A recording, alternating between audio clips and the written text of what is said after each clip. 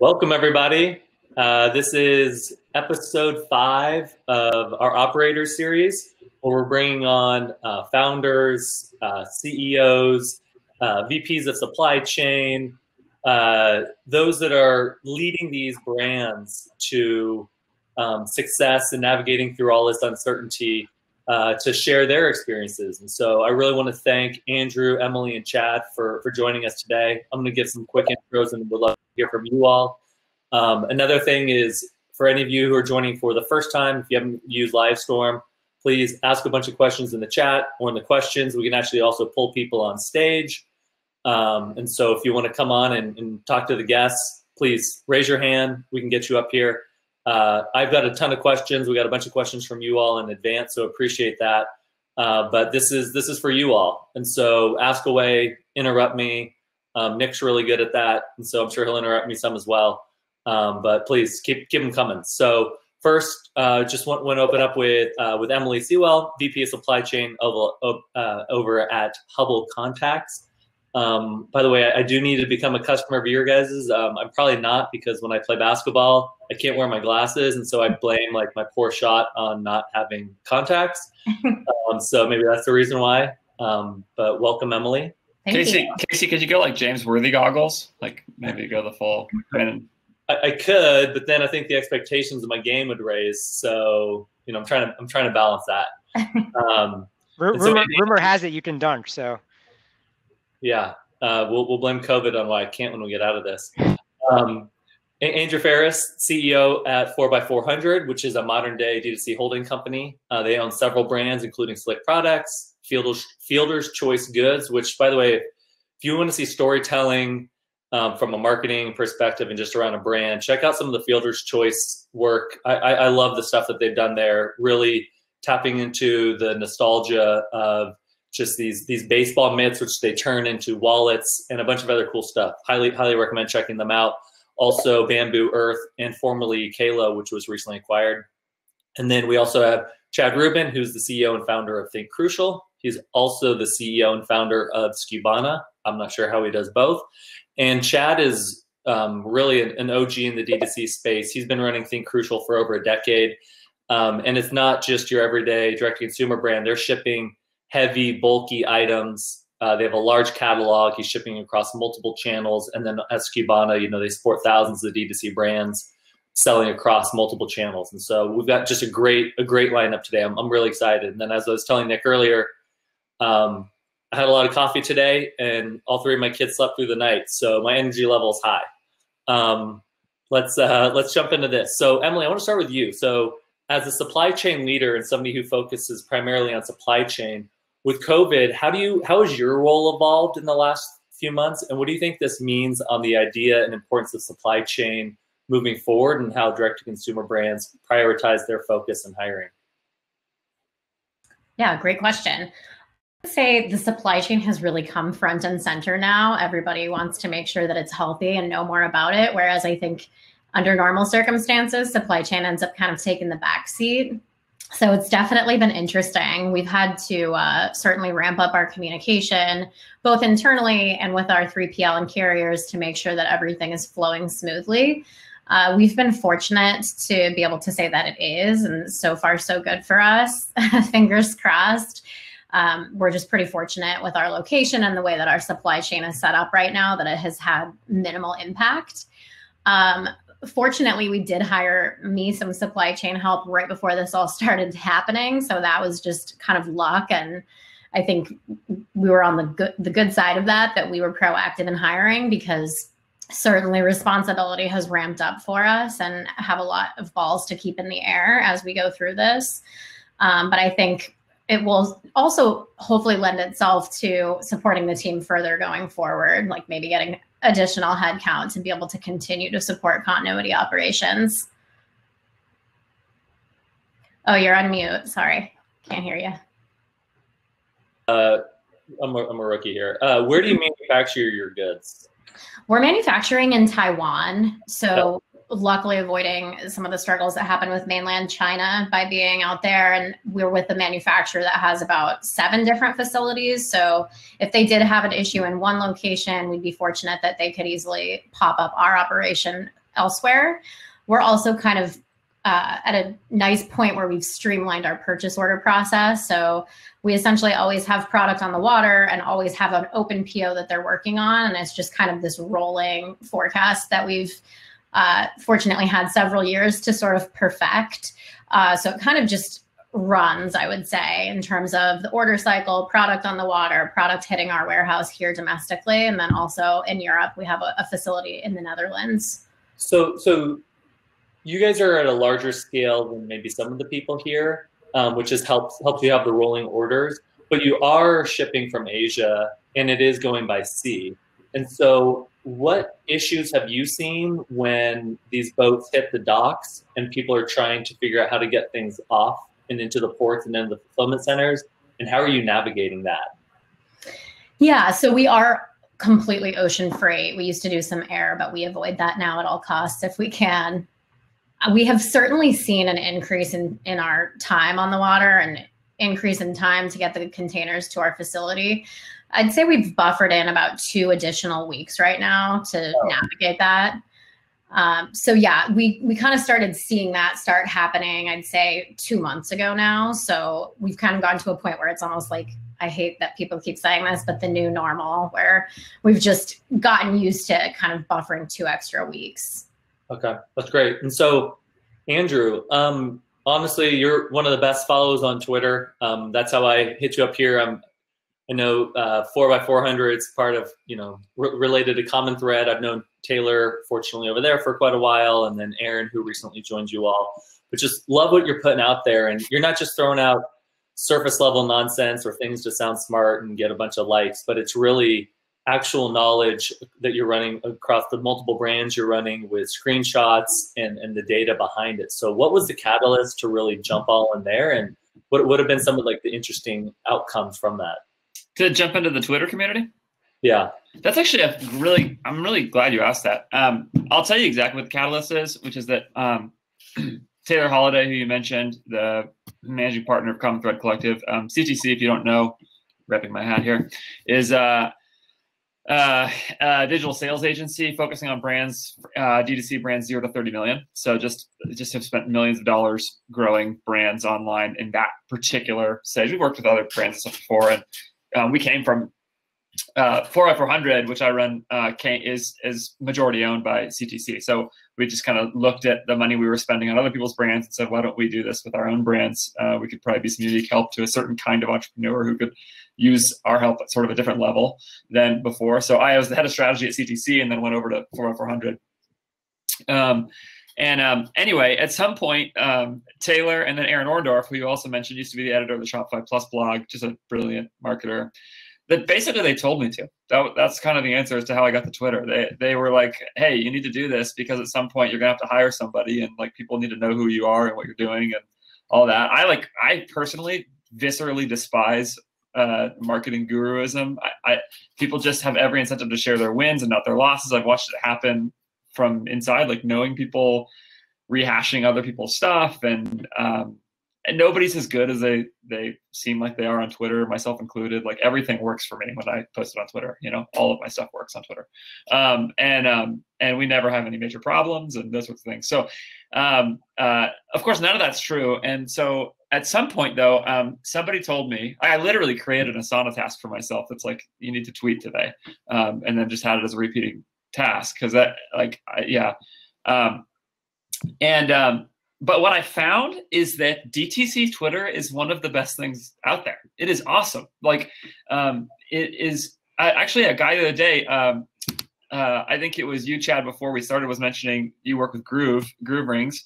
I used to work with Kalo. I'm wearing my Kalo ring now, but I have no hard feelings towards Groove. Those guys seem like great guys. And I was talking with Josh Durham and Brian Garvin, both of whom have become friends who like lead their customer acquisition over there. I mean, those guys are so smart. And Josh tweeted the other day, like, I can't believe DTC Twitter is free because it's just like so helpful. And I've become like sincerely good friends with people from there. And so, yeah, if you get nothing else from this webinar, go get on Twitter and follow. Like, an easy place to start is 2 p.m. Webb Smith. he's got a list, a Twitter list of like sort of DTC Twitter. There's like 100 people or so on there. That if you just follow that list, that'll kind of get you into the conversation. And there's just really smart operators. Taylor always talks about people in the DMs on Twitter will tell you, they'll like basically share their P&L with you. Like they'll just tell you anything. And so it's awesome. I think what people in the DTC world, especially like in the Twitter DTC world, realize is like, none of us are really competing with each other. Like even the ring example, like Groove versus Kalo, the category of silicone wedding rings. Who cares who's winning that category? Like the actual category those brands care about is metal wedding rings, which is still the gigantic majority of the market of wedding rings. And so if Groove and Kalo fight each other and so does Enso rings and whatever, like whatever, I mean, I don't work for either of them anymore, so maybe they don't think that way. But that's the way that I would think about it, is like really what they want to do is grow the category. It's like craft beer versus Budweiser or something like that. Does Stone really care that much about Sierra Nevada, or do they care about Budweiser? Like that's, I don't know. So that's the way I kind of think of all that. So DTC Twitter just kind of reflects that mentality, and it's been really fun. That's awesome. At Andrew J. Faris. Here you go. Andrew J. Faris. We'll drop a link in there. Yeah. So Chad, you and I chat pretty often. I love how you've been able to not just thrive with ThinkCrucial, but also make some very interesting pivots in what you're manufacturing and how you're really supporting people in this time. And so I'd love to hear some of the pains that you saw as you manufacture overseas, and how you guys were able to make really quick changes to not just run your business more successfully at ThinkCrucial, but also how are you able to support people during these times as well? Yeah, it's a great question. So with ThinkCrucial, we had a hard time getting product out of China. Most of our product is made in mainland China. And I was trying to figure out, why are we having such a hard time? Why are material costs rising? And it had to do with the fact that actually HEPA cloth bags are made with the same material as masks, KN95 masks. So I was in the shower and I'm like, oh my God, I'm sitting on thousands of items of inventory that can be actually repurposed into masks. So what did we do? I found somebody. I live in New York, Rockland County in Nyack, New York, and I found a Facebook group called the Masked Warriors, that are a volunteer group that are making masks, and they started making pockets where I just donated my filter masks or filters to, and they started making these masks. Long story short, I just did that out of just like, hey, I want to be supportive. I want to do my part in this crazy world that we're living in right now. And one thing led to another. Actually, someone internally at Stubana referred me to somebody who came to a dinner that we hosted that repurposed their factory into making masks in LA, called Headley and Bennett. Sure enough, we started collabing, and for every mask that they sell, they donate one, and for every filter that ThinkCrucial sells, we donate one as well, and we just have a beautiful JV that is that's shaped up just due to the circumstances. So I think that's one thing I just want to piggyback on what Andrew was saying, is like, in this environment, I'm keeping like friends close, and for decades I've been keeping enemies even closer. And so we started running out of stock. I started calling up friends. A lot of them were supportive. Then I started calling up co-opetition, like people I've been competing with, and being like, hey, we're going to be running out of inventory. Can you help us out? And we've been able to actually secure a tremendous amount of what we call melt-blown polyester material to support the kind of sell-through that we're experiencing right now, because we are. I love that. And that's a question we get a lot as well, which is, hey, my manufacturers overseas, they can't get us anything, period, or they can't get us anything for 4 weeks, or hey, everybody in the US is not taking on new customers. And so it's maybe going to the competition, and it's just the importance of relationships has never been more apparent than it is now. And I think that's something that a lot of the smart operators have been doing for a long time. And hopefully everybody's realizing this and really digging more there, whether it's from supply chain to your marketing partners, again, to even your competition, because you can learn so much from there. And so, by the way, it wasn't always like this. Like when I first started Crucial 10 years ago, and even Stubana, I was like, I want it all. I want all the market share for myself. And now it's like, okay, you know what, we can coexist together in the space. We're never going to own 100%. Let's just have a relationship, and it's been great. So as Nick called out in the chat, ask questions. Usually it's about around the 20-minute mark where people are like, I'll throw in the first question. and then it steamrolls into a bunch of questions. So please, everybody, chime in. Doesn't matter what your question is. Make fun of one of us, but let's get the conversation going. So I'll start actually with a question that we got in advance from Nikki with a C. What are with coronavirus, what are some of your strategies and resources for choosing products that will sell right now? So I'll open that up to the group if somebody wants to jump in there. I might have a unique perspective on this because 4x400 owns brands across different spaces. Like, so our brands are skincare, wallets made out of baseball gloves, and wash vehicles for off-road, or wash products for off-road vehicles, like just all over the place in terms of what we're selling. And then I also just have some visibility to what's going on for Common Threads clients and some of their stuff. And my answer to that question is almost everything. Like, if you are selling products online right now, it is, I just haven't seen anything like this. So like what we saw was a gigantic dip, and right away that seemed to be just straight up consumer confidence. Like, just everybody held on to their cash for a second. And then increases week over week. I saw some data saying there's 15% increases in sales week over week with total online, anywhere, doesn't matter. Just like total retail sales, 15% up week over week. I saw this from a bank. And then I saw data saying that even still, total retail sales were down 28%, except e-commerce year over year was up 50%. And the logic is pretty simple, right? Which is like, not everybody lost their job.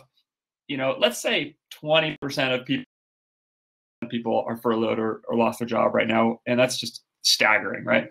Well, a couple things. One of them is, first of all, a lot of those people I think are expecting to get those jobs back. And then also, of course, there's a stimulus. And I know there's been problems with all of that, and I do not want to minimize anybody's suffering. But in the midst of that, what's happening is that if you just think about that, what's happened is, even if 25% of spending is down, let's just take that number as a simple way of thinking about it, right? Well, like 70% of the places where you can spend your money are closed, you know? And so that still leaves a huge gap between people who still have cash and like the places where that demand can be captured, and that can only be captured online. So what we have now seen over more time is that the more essential a business is, there's no question those businesses are doing better than the less essential businesses. They're seeing a bigger bump. But at the same time, I would say that we're seeing across the board, increasingly, category after category just go like this, like D2C.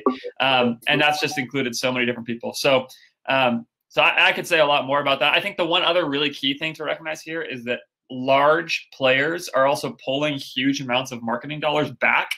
If you're spending money in any of the large programmatic auction-based digital marketing systems, like Facebook, Google, Snap, I assume, like any of those places where the price for your marketing is set by an auction, I've just seen like the cost of advertising go down to the tune of 40%, stuff like that. And so if you're seeing retail go up this much, or e-commerce go up this PM,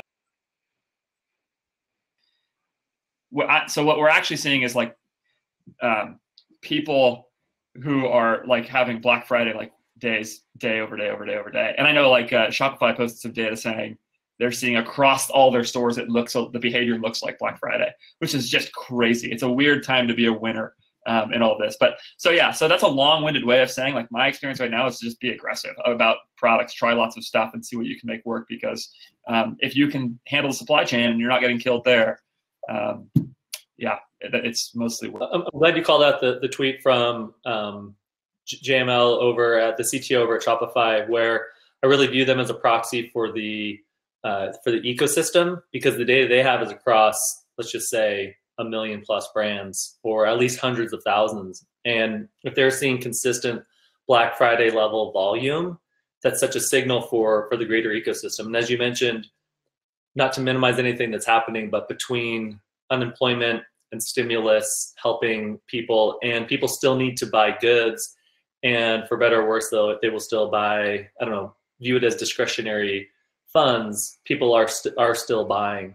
But what I think what's been interesting as well, we actually talked to a customer of ours who runs Organic Olivia, where they've seen a huge spike. But what's been interesting is they've been focusing on a product that they have that has elderberry, which especially during coronavirus, increased greatly in demand. And so that was often something that was a very slow mover of theirs. It would sit on our shelves for months, and they couldn't sell it. And now they can't manufacture it fast enough. And so they quickly shifted their marketing message and their homepage and other things into showcasing a product like that. And so some of it is, what do people want today? And also, how are they buying? Are they stockpiling? Like Patrick over at Supply talked about how he was creating bundles because people wanted to stock up more now than in the future, because like there's been zeitgeist shifts. And so thinking about the strategy there as well. And so from there, I want to take it back to Emily.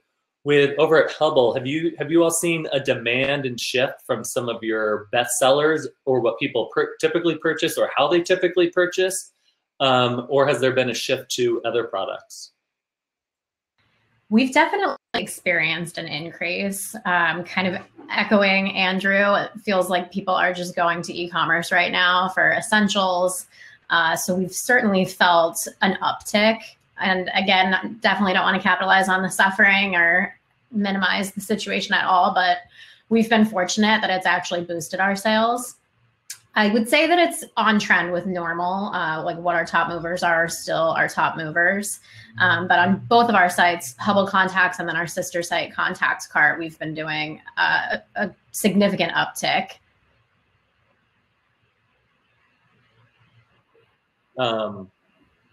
You have a very large catalog, and you've been in the space for a long time, and you are selling essentials. And so have you seen a shift in, one, the products that people purchase, and two, how they, or maybe the quantity or how they purchase? So for us, it's a little bit different because we are a subscription model. You're essentially having to purchase on the same cadence all the time. Part of the beauty of it is that it's a set it and forget it model, so that you're just constantly getting your contact lenses at the cadence at which you would need to replace them. So on the Hubble side, that's 30 daily lenses a month.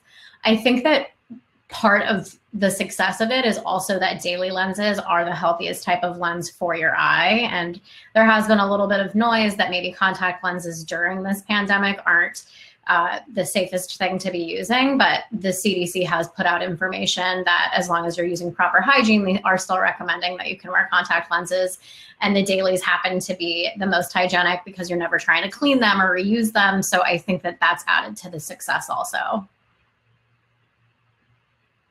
You, Chad, and to add to that, not just what they're buying and how they're buying, it'd also be great to hear where they're buying. Yeah, so we manufacture all our own home appliance parts and accessories. So vacuum filters, coffee filters, air filters. We have roughly, I want to say 1,000 of our own branded SKUs, and we don't always nail it. Like, not everything's a home run. And so we've had a lot of, what I would say, like bad purchases that have exploded in this time frame. Like absolutely exploded, just because the fact that either people have ran out of stock or people are just looking to buy something they can't get it on Amazon, and we're in a 3PL environment and we can ship out sooner. So we're really capitalizing on it.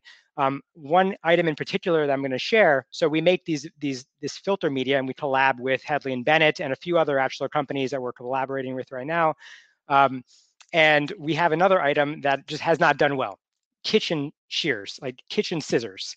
And so I was on the phone with my COO at the beginning of the week, and we were like, hey, like, how do we bundle this together? What can we do? So we created an upsell on Shopify's checkout.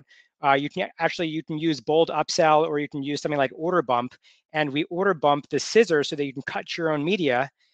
Now, mind you, this item has not sold in a very long time, and people are actually buying it. They're just bundling it together, and in economies of scale, like, it's a very profitable item, one that we probably would have donated or given it away, or even just like probably trashed it if you asked me 4 months ago. From a channel perspective, and then we can bring this to Andrew afterwards. So your experience in Amazon is very deep, and you've been in this. You've seen the Amazon evolution from the start. And so a question from Samantha is, what are some suggestions for marketing styles on Amazon during this time? And then Chad, how have you seen Amazon growth versus your guys' own website? So the business is up overall, like at least 200% year over year, if not more. Actually, the interesting data point here is that our Shopify site has just absolutely exploded. And I think it just goes back to my viewpoint always has just been, I always want to be diversified. I want to be on as many channels as possible and increase dwell time. I've never been just an Amazon seller, an FBA seller. We've always been doing merchant fulfillment along with priming specific diamond SKUs that we have on Amazon. But we've been very blessed in the scenario where we've been able to really accelerate growth on Shopify, and it's a super high margin. It's a high margin business, and it's the supply and demand is just like completely out of whack right now for a lot of our product line. In terms of like, what can you do right now on Amazon? Going back to, I think just Andrew's point in general is like, I think the cost of acquisition has gotten pretty low for specific categories. And in fact, a lot of competitors have bowed out of doing PPC in this environment. And so this is an area where you can like double down, you can take share. In fact, Google just announced that they're actually waiving fees on the Google product listing marketplace as well. So there's a lot of opportunity to do well in this environment. Awesome. And people in the audience as well, please jump in. Like, I know a lot of you have been on these before. We want to hear your answers as well. I was going through, I always look at everybody who registers and everybody who attends. And so I know that there's quite a few 7- and 8-figure per year brands out there. And so we'd love to hear directly from you all as well. So please feel free to chime in. In the past, we've had people with some great insight just in how they've been able to restructure contracts, let's say wholesale to like the Best Buys and the Trader Joe's of the world, to different marketing initiatives that they're taking on as well. And so, Andrew, to take it back to you with Facebook in particular, what kind of messaging have you seen work best? And from a creative perspective, what has resonated the most, and how have you been able to consistently come up with new creative? Yeah, there's a lot there. I think, so one of the things that we've been saying a lot around just kind of our, not offices, but community still, is message the moment.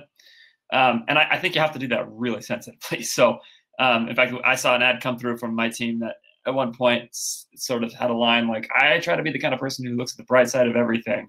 And I just thought, man, if I got served that ad and like a family member of mine had died from coronavirus, like that would be a huge bummer. Like, even aside from the bad business look, that just, there's a human on the other side of that. So so for us, I think like message the moment, but with the caveat that you really want to be careful about how you do that and be sensitive to that sort of thing.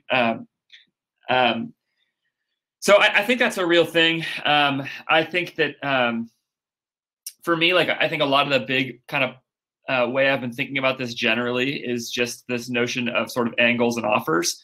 In my view, a lot of where I have been wrong in the past about the best ways to operate in Facebook ads, and where I think a lot of the Facebook and like media buying kind of world can sometimes go wrong, is that people recognize, I think at this stage, that creative is a much bigger factor in your marketing than targeting. That especially with the way that Facebook's machine learning and algorithmic buying sort of built-ins to their system have continued to develop, generally the best move is to lean on the algorithm.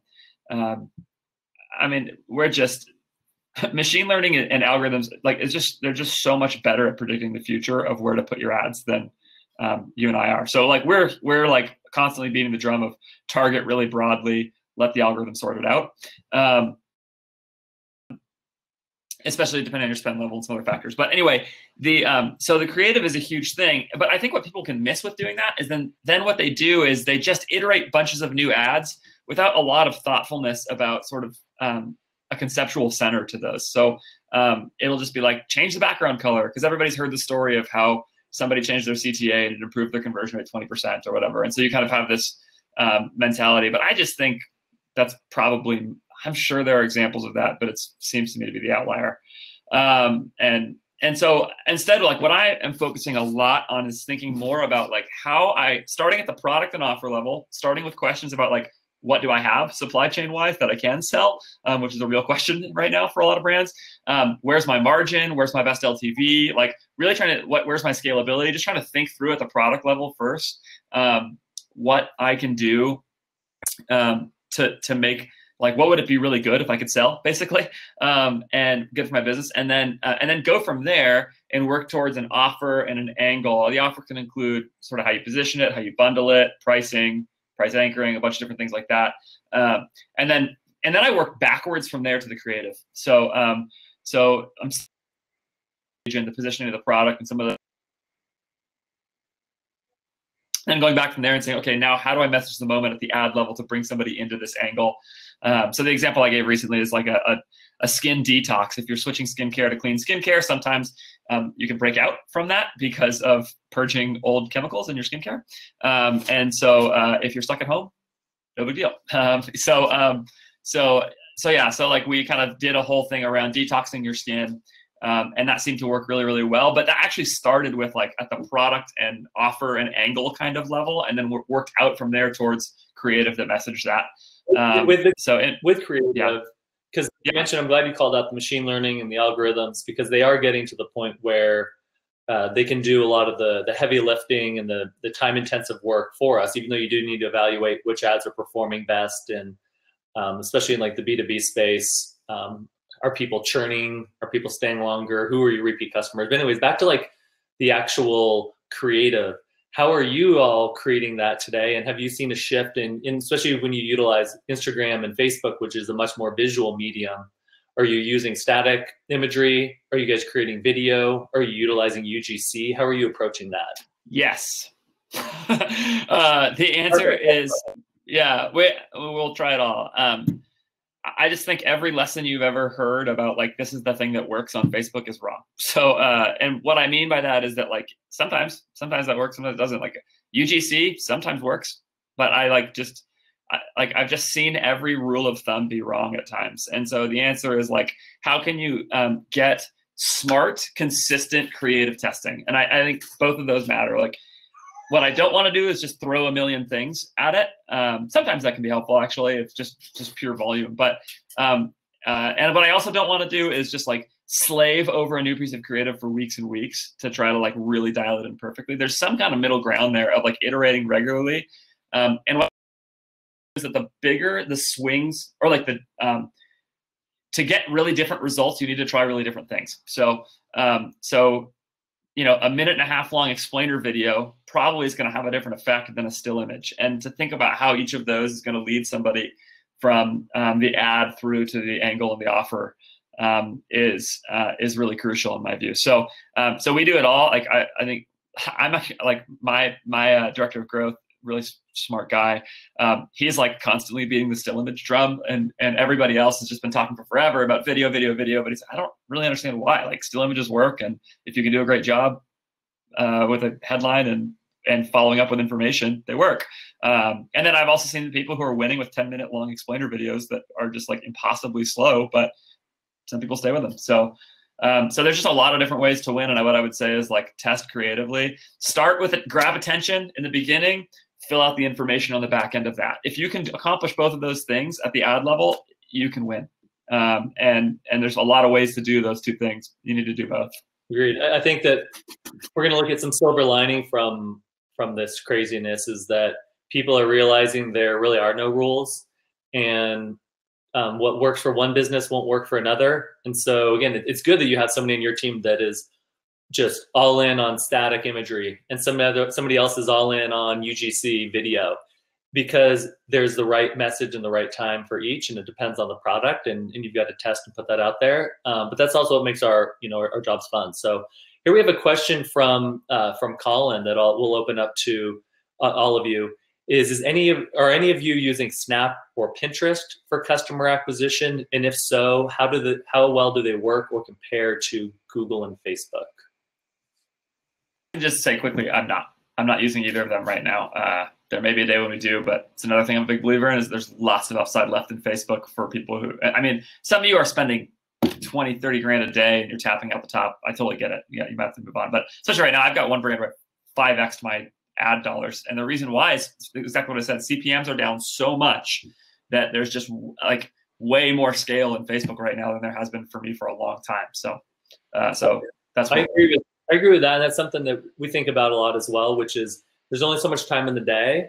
So you really need to focus. I'm not saying don't try new channels because there's so much value in that, but also don't get distracted by the shiny penny, because are you at 5% of what you'd be maxing out on Facebook, where you've already built in those muscles, you have the tracking in place, you understand the mechanics of that, you understand what that looks like economically, and can you scale that before trying these other channels? And so maybe try to like maximize the channels where you're already semi-proficient in and become even better before starting to look at others. But again, I'm not saying don't test other channels. So question here from Kiku: if you're a brand new company and the launch has been delayed, Kiku, we might need to pull you on stage and get some more context. What should you be concentrating on right now? And so again, I'll open this up to the audience. If you're early stage, what do you recommend concentrating on for these newer brands? All right, we'll let that one sit. If you guys have ideas, chime in. Also, I know some of you in the audience have recently launched and been rather successful, so please feel free to throw in the chat as well. There we go. I'm actually. One sec, Chad. I didn't want to call Paul out. Paul Howdigi here, chiming in. Audience growth here. He's going to drop some knowledge here, but he's got some good stuff he recently launched. Chad, throw it over to you. Oh, I was just curious, what is delaying the launch? Like now it's easier than ever to start a brand, to go direct to consumers. So I just wanted more clarity. Like what's delaying the launch? Like throw up a splash page, maybe use Shogun, and like I would start selling. Like now's the time to start selling.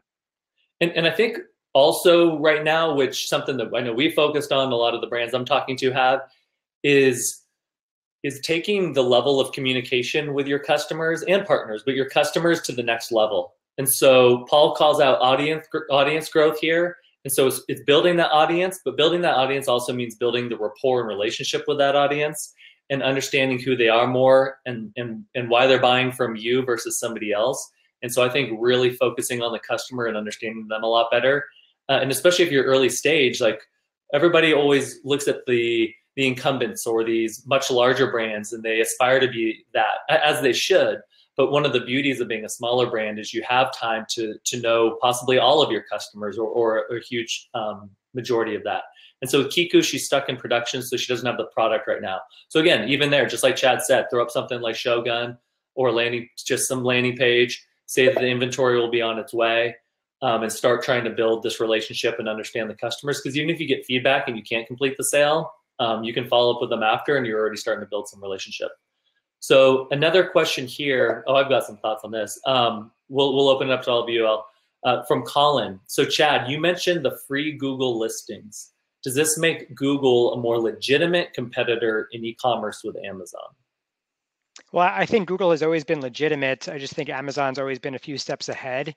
But I've always been about just like playing Monopoly in e-commerce. I want to be everywhere where people are spending dwell time, and part of that dwell time is on Google. So if Amazon has 50% product search share right now, and Google has 80% just share in general, how can I capitalize on the search and the eyeballs that are going to Google right now? And I think Google just has made it a lot easier to capture that, and for brands to start actually like embracing their platform where they haven't maybe previously. So where I want to dig in a little bit more with you, Chad, is, so I'm a big fan of Amazon. I know, I guess ShipBob kind of ish competes against Amazon. I view it as a complement to a lot of our customers.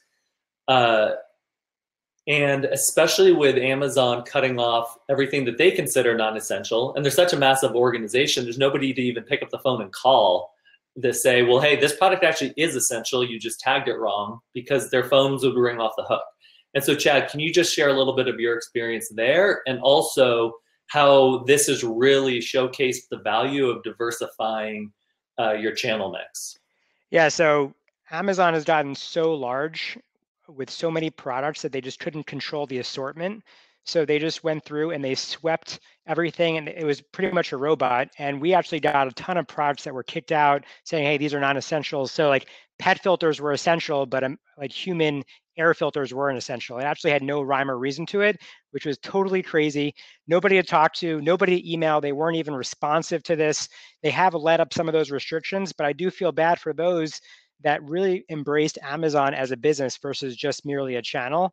And so we have voted, we've done very, very well in this environment, having just presence off Amazon. And I do think, by the way, other channels have been able to, like other merchants and brands have embraced a lot of other channels during this time if they couldn't embrace Amazon to get more listings up onto those marketplaces. For example, eBay, Sears even has a marketplace, Walmart. If you're maybe in niches like Verishop or maybe Huckberry, for example.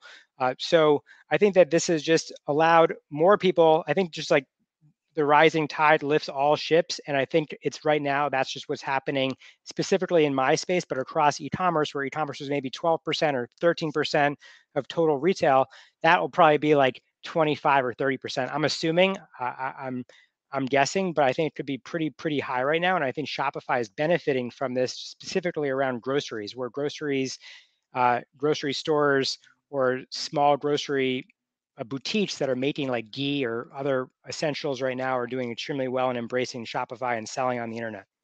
And so something I want to answer, or I guess get in front of, that some of you might be thinking is, we say, hey, don't spray and pray and chase a bunch of channels, and at the same time we're saying diversify. I think it's picking the right horses that have the scale to get you in front of the right customers, but there's also so much value in which of these channels actually have strong data that you can rely on and feed back into like your decision-making process so that you are confident in what they're showing.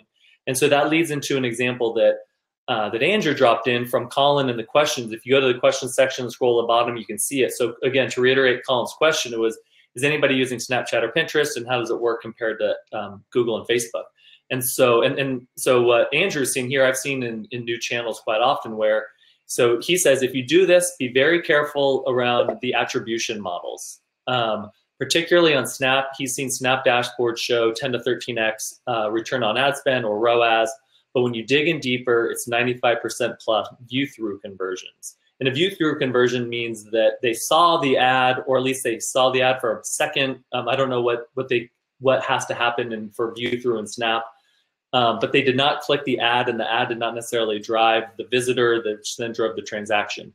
And so we've seen some folks winning there, but you just have to be crystal clear on what your dashboard is telling you. And so I've seen the same thing in other things where they'll give you view through, where it could be view through of a display ad on a website, and it's like the person didn't necessarily see it, you're just spraying it all over the place. How do we know that it's actually drove it? And so I think if you start with what is actually, you have confidence that it's driving that acquisition, and then trying to expand those channels and then going from there. And so here's a question from Hamid, and Emily, you'd probably be able to best help us here. So as a pivot, he's searching for the potential of delivering farmers' products to customers using a D2C company. With your experience and knowledge, is it possible for them to deliver dairy and meat products, and any suggestions for delivering them for delivery from farmers? And so as the probably supply chain expert on this one, Emily, do you have any experience on that side of the business? Because I know perishables is a bit different than a lot of the other industries. Yeah, I have worked myself directly with perishables. I know that companies such as Blue Apron are, of course, using a lot of like dry ice and packaging to be able to ship in a normal carrier network such as UPS. I also know LaserShip as kind of a local courier type service has been used by some of those companies. I think that a lot of it, you want to get down to more of like the final mile delivery agents as opposed to using something huge like UPS or FedEx where you know it's going to be in the network for a few days. So you'd be probably looking at what is called regional carriers, which is what something like LaserShip is in the Northeast. Great, thank you. And we have, so a question that we actually, this relates to the question I just threw out there. It was a question from Mary Jo, do you do frozen fulfillment? And so we have temp control, but we do not do frozen goods, and we can do perishables, but it depends. And so if anybody wants to has specifics with their business, my email, carmstrong@shipbob.com, happy to dive in further. So here's a question from Ido, and again, I'll open this up to Andrew, Emily, and Chad, and then anybody in the audience as well. Does somebody have experience with efficiently advertising CBD? Facebook and Google are a no-go. Not sure how to go about it. Any inputs appreciated. So I have some ideas, but want to throw it out to you all if you have any experience advertising CBD. I do not. I don't have experience there. I think I have heard that Snap will allow you to, so you may want to go get good there. The thing that I'll say about this, though, is that I just love this problem because I just love, like, part of me wishes I had some more constraints so that I didn't get so stuck on Facebook, because I'm just a huge believer that constraints generate creativity, and that you now get to solve a different problem than other people are. And I just think that's going to be that can create gigantic advantages for you, especially when inevitably Facebook and Google do allow you to do this at some point. So, so anyway, so I think, like, I don't have an answer. I haven't seen it. But I love the idea of attacking this problem, because I think it will pay off for you in ways that probably you have some ripple effects that you can't see right now. I agree. I think it's the constraints really driving creativity. And it's tough when you're going through it, but if you can get out the other end, you'll be in a much better position, because you're utilizing, let's say, SEO, and maybe SEO is able to drive your business forward, and that's the toughest to scale, but it's always the most cost-effective channel. And then once Facebook and Google, let's say that they do open things up, those are faster and quote unquote easier channels which you can scale really quickly, and the feedback loop is extremely tight. And so you built the muscles on how to build such a more efficient and cost-conscious business at the beginning, and then you can really scale once you get your supply chain and everything else into much better order. And also just getting creative in marketplaces. So again, my email is carmstrong@shipbob.com. We work with a lot of CBD brands, and some of whom run marketplaces. And so you can utilize these marketplaces who are also leveraging SEO and other channels as well. And then to go back to, even though I know we've said no to Snap a few times, that's actually a good place sometimes to look at the up and coming and emerging channels, where in other industries, like when Twitter was just opening up their advertising platform, I was able to do a lot of different and creative stuff there that you weren't able to do. Like with Twitter, for example, the ad would just sit in this bright gold box at the top of everybody's stream forever. And there was just so much cool stuff you could do with Twitter back then. The reporting was horrible, but you got a ton of visibility. So anyways, that could be an option. So here's something from Marty, and I know, Chad, you chimed in. So he went through this today with Amazon, saying that they won't accept our shipment, and it's already been manufactured and waiting for a shipping address. Now we're scrambling to diversify our fulfillment channels. So Chad, I know you replied in the comments, but anything you want to add in there for the greater group to hear on how you've been able to navigate some of the Amazon stuff? Luckily, we were already positioned in a 3PL environment, so our 3PLs do our fulfillment by Amazon prep to be sent into the Amazon facilities.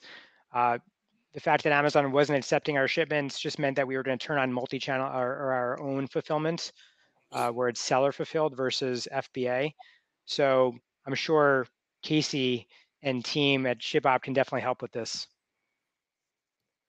Yeah, it's been fascinating to see the demand and the conversation shift with Amazon sellers, and especially Amazon sellers that are looking to now learn how to sell directly to consumer. And so again, for those of you that are on Amazon and are used to selling well there, but are not sure how to go direct to consumer, whether that be through Facebook, Google, SEO partnerships, feel free to drop us a message. We work with a lot of reputable agencies that can help you with that, including the company which owns 4x400, where Andrew is, Common Thread Collective. They're one of the best in the space and can definitely help you with that. So here's a question from Chris. We are new to e-commerce and developing travel-related products when COVID-19 hit, which is unfortunate timing. So we pretty much paused everything, but are thinking of resuming advertising for pre-orders. Do you have travel products that were hit hard? Do you pivot away? Any suggestions? And so I'll say from the data we've seen, yes, that was hit very hard. Some of the data that we've seen from some of our partners, both publicly and privately, that's been arguably the industry or niche that's been hit the hardest.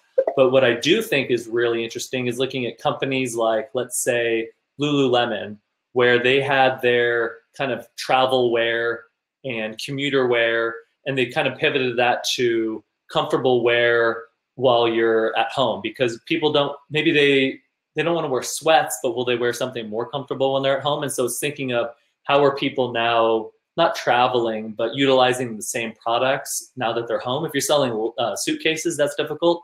But I want to throw that open to you, Chad, Andrew, Emily, anything you see there. I've seen interesting companies pivoting to that more like athleisure, being comfortable at home. One specifically that stood out to me was Baboon. They make a backpack, and I looked at the copy that they had sent me, and it said a go bag. And right now, go bags are very hot because a lot of doomsday preppers are creating these go bags where in any moment you can pick up and go, and they're putting first aid equipment in it, and they're putting knives in it and band-aids, all these things.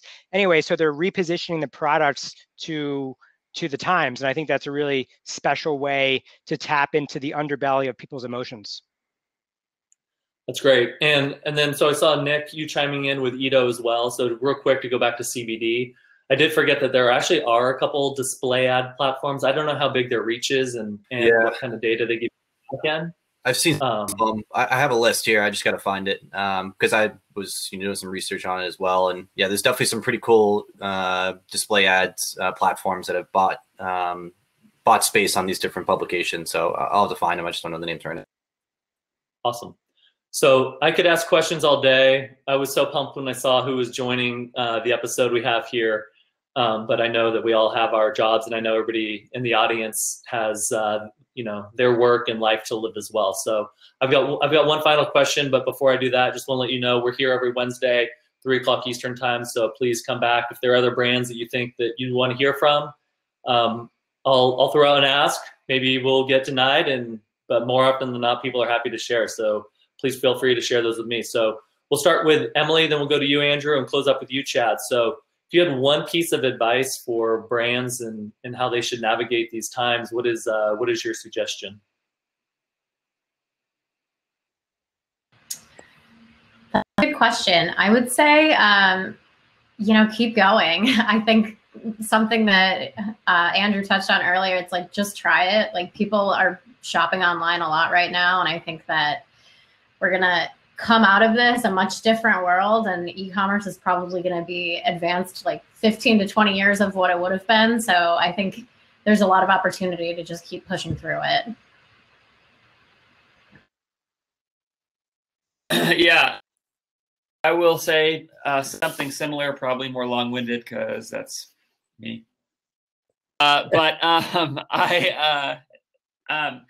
So the drum that I've been beating constantly with this is that we live in a world right now of incessant predicting the future. Everybody is trying to figure out what's going to happen next. I think this is a human thing in general. The problem is we're terrible at predicting the future. Like, this has just been studied endlessly. Go read the Signal and the Noise by Nate Silver sometime, and you'll kind of get a good look at this. Like, it is just fundamentally impossible. And as a framework for thinking about that, in particular, the farther out you predict and the more things that you have to stack for your prediction to be correct or incorrect, the less likely you are to be accurate, right? So if you shorten the time horizon of your predictions and your forecasting, and you project smaller, more minute things, you're more likely to be right. And the reason I say that is because I just have no interest in trying to say what is going to happen in e-commerce later. And so I would just echo what Emily said, which is instead go now. Like, I think probably, I don't know what's going to happen in 3 months. I don't know what's going to happen when stores reopen. I don't know if there's going to be a second wave of coronavirus. Nobody knows, right? Just nobody knows. I don't know what's going to happen in 3 months. I don't even really know what's going to happen in 3 weeks. I feel pretty good about 3 days. And what I would say with that is, like, Airbnb is probably not going to take their $900 million that they put aside in their marketing budget and put it back into the market in 3 days. They're probably not going to do that. They might in 3 months, but they're probably not going to today and in 3 days. So what I would say is just like I saw questions about, should we take pre-orders? My answer is yes. Try everything. Go do everything. CPMs being down 40% while retail e-commerce or e-commerce sales are up 50% is crazy. Don't misunderstand. It's insane, this moment that we are in. And so I feel like I'm preaching a little bit right now, and it's true because I just, for me, it's just every customer you acquire right now is a customer that you may or may not be able to acquire in a couple of weeks, who will potentially come back and buy. Every email address you get right now, you now own at Black Friday. So whatever happens in the future, whatever happens over that time, no matter how long this moment lasts for, there are enduring effects if you can take advantage of the scale now. So I'm trying to be careful about cash for sure. You know, we are not a large business with a huge war chest, so we have to be careful about that. But within cash constraint reason, I'm trying to go as big as I can, as fast as I can, so that I can just take advantage of this, and that over time I now have more owned audience, more customers, those kinds of things, so that I can capitalize out in the future. I just don't think this moment's going to last. When I was an ad buyer at Kalo 5 years ago, that company was 0 to 20 million in like 2 years with no funding, and it was a lot because Facebook ads were just massively underpriced at the time. They just were more valuable than they were being charged for. But Facebook is a giant auction, and auctions are really efficient markets. And so the market caught up, and Facebook is not like that anymore. But right now, today, it's more like that again. And so it will not last. Take advantage of it as big as you can now. When we went 0 to 20 million, all of us kick ourselves in retrospect and go, we should have gone bigger faster. That's like, we didn't go hard enough. We got greedy. So that's my big thing. Go now, do as much as you can now. Don't even try and predict what's going to happen. Like it's a fool's errand because there's just too many factors. Love it. Chad? I'm embracing this time. I secretly actually am enjoying quarantine life. Don't tell anybody. Right now, like psychology will make you or break you along with your company. And this virus is preying on weak companies specifically. And so, I mean, for my own company, we've gotten super creative. That creativity came out of just taking a shower in the middle of the day, not in the morning, not at night, like in the middle of the day, which would never happen in my life if I was working in my typical 9 to 6 going into the city. So I've sort of recommitted a lot of my capacity, the way that I've been thinking in this time, back to our mission, right? Like, why did we start ThinkCrucial to begin with? And that was to essentially make washable and reusable filters and to create affordability for those that maybe couldn't afford it. And so maybe think about your own business right now. How can you push really hard and get super creative in this time? And maybe it's just like taking a step back from what you've been doing to find that creativity and double down on like why you created this business to begin with. And like one example I'm going to just leave everyone with is like my wife owns a yoga studio in Nyack. And she's been like really, really impacted, and we haven't even gotten the Triple P program for her yet. And it's really just, it's hard to see because she's worked so hard to get so many members. So we were one of the first to go virtual. Great. Now everybody's going virtual. Well, now I'm like, okay, well, we're going to do a buy one, donate one. Like, what can we do on our part? So if people buy a virtual membership, we're actually donating to a healthcare worker in need. And like people are tagging their friends. So we've gotten really creative and really playing to win, and we're actually just to not to lose right now, right? We're just playing to try to survive and eventually thrive in the crisis. Love it. Thank you all. To reiterate, perseverance, focus is what is in front of you today. Embrace the creativity, which I could not agree with more, and just launch and try new things. So thank you everybody for joining us. I really appreciate your time. Andrew, Emily, Chad, thank you. Everybody in the audience, really appreciate it. These are interesting times, but there's a lot of opportunity to be had, and we'll see you all next week. Thank you. Thanks, Casey. This is really fun. Thanks, Nick. Thanks, everybody.